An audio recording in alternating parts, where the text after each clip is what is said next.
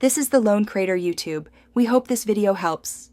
You start by powering down and unplugging everything. This prevents shorts and keeps you safe. Once done, label the power and network cables so reconnection is fast. You then slide the server to the service position and support it. Use a second person or a rail support bracket. Make sure the bezel is removed, then locate and unlock the rail release levers. Finally, loosen the 4 cage screws that secure the inner rail so it can be disengaged. You now focus on freeing the inner rail. Depress the release tabs and retract the rail stops. Pull both sides evenly to prevent binding. Once the inner rail slides free, remove the mid-mount brackets and any remaining screws holding the middle rail assembly. Make sure to collect screws in labeled bags so they don't get lost. Along the way, inspect the plastic clips and metal catches.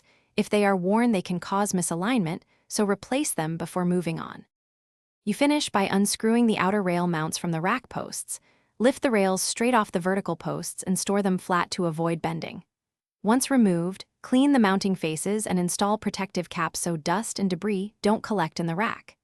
If you plan to install replacements, position and test fit before tightening. If something sticks or won't seat, check for bent rack posts or missing clips.